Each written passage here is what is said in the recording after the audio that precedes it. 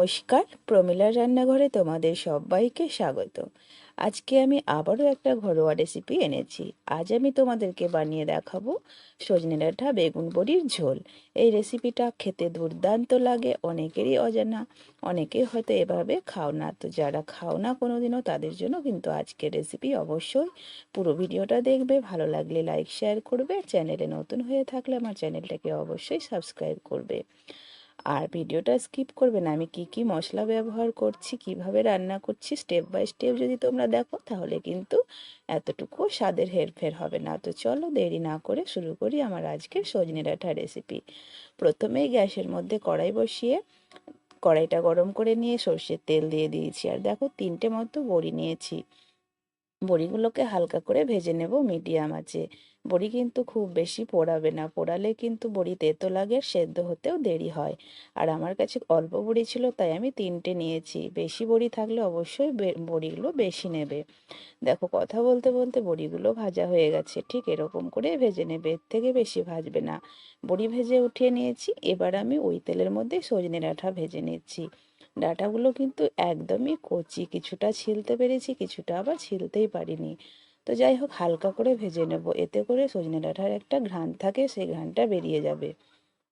একদমই কচি সজনে ডাঁটা, তাই একদম লাল করে ভাজার কোনো দরকার নেই। হালকা একটা কালার চলে আসলেই নামিয়ে নিতে হবে। এখন দেখো ভাজা হয়ে গেছে আর আমি নামিয়ে নিলাম। ওই কড়াইয়ের মধ্যেই রান্নাটা করে নেব। বেশ খানিকটা সর্ষের তেল দিয়ে দিলাম আবারও।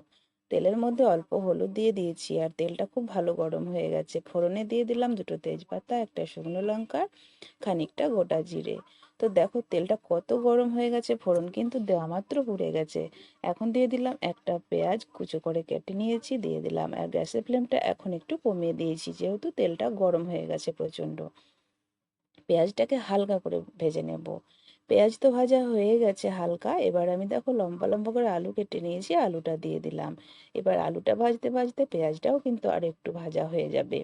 আলুটাকেও হালকা কালার আসা অবধি ভেজে নেব। আর একই রকম করে বেগুনও কিন্তু আমি কেটে নিয়েছি। একটা আলু আর একটা বেগুন কিন্তু আমি এখানে ব্যবহার করছি। আলুটা দেখো ভাজা হয়ে গেছে। এবার আমি এর মধ্যে বেগুনটাও দিয়ে দেবো। আর বেগুন কিন্তু অল্প তেলে ভাজলে বেগুন কিন্তু শক্ত হয়ে যায়। ছাকা তেলে বেগুন ভাজতে হয়। তো যেহেতু আমি ছাকা তেলে ভাজছি না, তাই বেগুনটা বেশিক্ষণ ভাজবো না, নাহলে কিন্তু বেগুন সেদ্ধ হবে না। হালকা একটু নাড়াচাড়া করে নিলাম। এবার আমি এর মধ্যে দিয়ে দেব লবণ, স্বাদ মতো, কালারের জন্য হলুদ। একদমই হালকা করে একটু খালি নাড়াচাড়া করে নিয়েছি। লবণ হলুদ দিয়ে দিলাম। এবার লবণ হলুদটাকে মিশিয়ে নেব। আর গ্যাসের ফ্লেমটা কিন্তু আমি একদমই এখন স্লোতে রেখেছি, প্রচণ্ড কড়াই গরম হয়ে গেছে।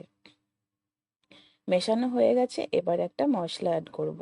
মশলার মধ্যে আছে 2 চামচ সর্ষে, 1 চামচ গোটা জিরে, ঝালের জন্য 3টে গোটা শুকনো লঙ্কা আমি ব্যবহার করেছি। তোমরা তোমাদের আন্দাজ করে ঝালটা ব্যবহার করবে। সুন্দর করে পেস্ট করে নিয়েছি। অল্প জল দিয়ে মশলাটাকে এখন 2 মিনিট মতো কষিয়ে নেব। মশলার গন্ধ কিন্তু খুব ভালো করে মেরে নিতে হবে।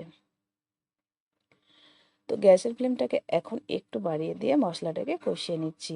মশলাটা মোটামুটি কষানো হয়ে গেছে। এই অবস্থায় একটা টমেটো কিন্তু আমি দেব। এই আলু বেগুন বড়ির ঝোলে কিন্তু টমেটো দিলে ভীষণ ভালো লাগে খেতে।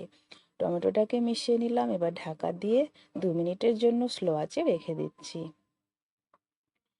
ঠিক 2 মিনিট পরে কিন্তু আমি ঢাকাটা খুলে নিচ্ছি। দেখো কত সুন্দর কষানো হয়ে গেছে, তেল কিন্তু উপরে ভেসে গেছে আর জলও বেরিয়েছে সবজি থেকে। একটু নাড়াচাড়া করে নিয়ে সজনে ডাঁটাটাও দিয়ে দিলাম। সজনে ডাঁটা দিয়ে আবারও কয়েক সেকেন্ড আমি সব কিছু ভালোভাবে একটু নাড়াচাড়া করে নিচ্ছি। এবার যে বড়িটা ভেজে রেখেছিলাম সেটা হাত দিয়ে ভেঙে দিচ্ছি। যদি বেশি বড়ি হয় তাহলে ভাঙার কোনো দরকার নেই, গোটা গোটা বড়ির ঝোল কিন্তু ভালো লাগে খেতে। আমার অল্প বড়ি ছিল তাই হাত দিয়ে ভেঙে দিলাম। বড়ি কিন্তু গোটা হোক আর ভাঙা হোক, বড়ি দিলেই কিন্তু এই তরকারির স্বাদটা আলাদাই, দ্বিগুণ কিন্তু বেড়ে যায়। যাই হোক বড়ি দিয়ে আবারও একটু নাড়াচাড়া করে নিলাম। এবার কিন্তু সেদ্ধর জন্য দিয়ে দেব জল। কষানো কিন্তু পারফেক্ট হয়ে গেছে, আর কষানোর কোনো দরকার নেই। তো আমি কিন্তু এই সবজিটা একটু ঝোল ঝোল রাখবো। আলু বেগুন বড়ির ঝোল খেতে কিন্তু বেশি ভালো লাগে সজনে ডাঁটা দিয়ে, তাই একটু রস রাখবো বা ঝোল রাখবো, তাই সে আন্দাজে জলটা আমি দিয়ে দিলাম। সেদ্ধ হবে প্লাস একটু ঝোল রাখতে হবে। মিশিয়ে নিয়েছি, ঢাকা দিয়ে স্লো আছে 5 মিনিট রান্না করে নেব। ঠিক 5 মিনিট পরে ঢাকাটা খুলে নিলাম। আর দেখো আলুগুলো কিন্তু খুব সুন্দর সেদ্ধ হয়ে গেছে, তোমাদেরকে দেখিয়ে দিচ্ছি। বেগুন তো খুঁজেই পাচ্ছি না, ডাঁটাও সুন্দর সেদ্ধ হয়ে গেছে যেহেতু একদমই কচি ডাঁটা। তো লবণটা কিন্তু এই সময় একটু চেক করে নিতে হবে, কম থাকলে দিয়ে দিলে ভালো লাগবে, একদমই কম লবণ কিন্তু ভালো লাগে না। লবণটা কিন্তু আমার কম মনে হচ্ছে, তাই আমি অল্প একটু লবণ দিয়ে দিলাম। লবণটাকে এখন খুব ভালো করে একটু মিশিয়ে নিতে হবে যেন সমস্ত সবজির মধ্যে লবণটা ঢুকে যায়। তো মিশিয়ে নিয়েছি, লবণ কিন্তু ঢুকে গেছে। এখন গ্যাস অফ করে নামিয়ে নেব। রেসিপিটা কেমন লাগলো আমাকে অবশ্যই বলবে। ভালো লাগলে লাইক শেয়ার করবে, বাড়িতে বানিয়েছো কিনা অবশ্যই কমেন্ট করে জানাবে। আর আমার চ্যানেলে নতুন হয়ে থাকলে আবারও বলছি সাবস্ক্রাইব করতে ভুলবে না। আর এরকম ঘরোয়া রেসিপি পেতে পাশে থাকা বেল বাটনটি অবশ্যই ক্লিক করে রাখবে।